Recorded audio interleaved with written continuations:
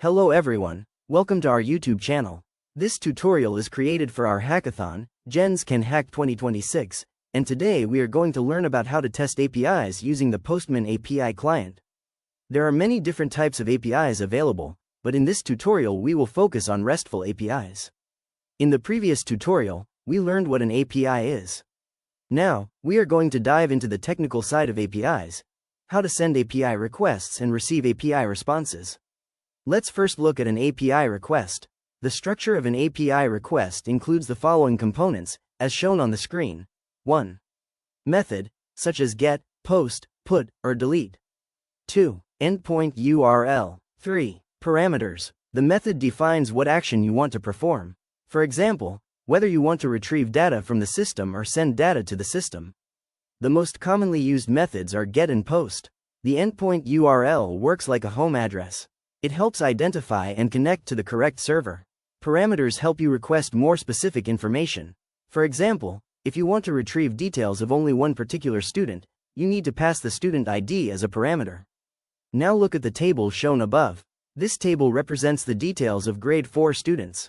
It includes information such as student ID, name, grade, address, phone number, email. Using an API request, you can either retrieve the details of all students or request the details of a single specific student by providing the student ID.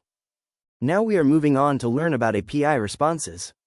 A REST API response mainly includes three parts: the status code, body format, mainly for GET requests, and headers.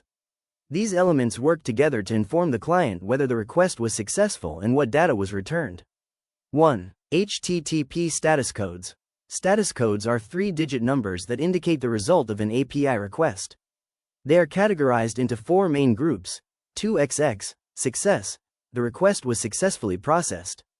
3XX, redirection, additional action is required from the client to complete the request. 4XX, client error, there is an issue with the request, such as invalid syntax or missing authentication credentials. 5XX, server error, the server failed to process a valid request due to an internal problem.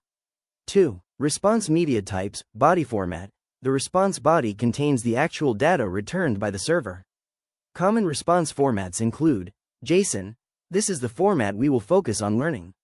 XML, plain text. HTML, binary data, such as images or PDF documents.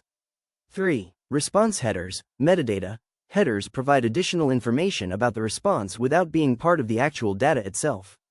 Common headers include content type, specifies the type of data returned. Cache control, defines caching rules. Rate limit headers, shows API usage limits.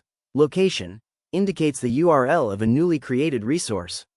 A sample JSON response will look similar to the image shown on the screen. A JSON API response is a structured message sent from a server to a client using JavaScript object notation to organize data. JSON follows a specific syntax that makes it easy to read and predictable. Please refer to the screen to understand the structure. Key JSON concepts. Objects, collections of key value pairs. Keys must always be enclosed in double quotes. Arrays, ordered lists of values that can contain simple data or nested objects.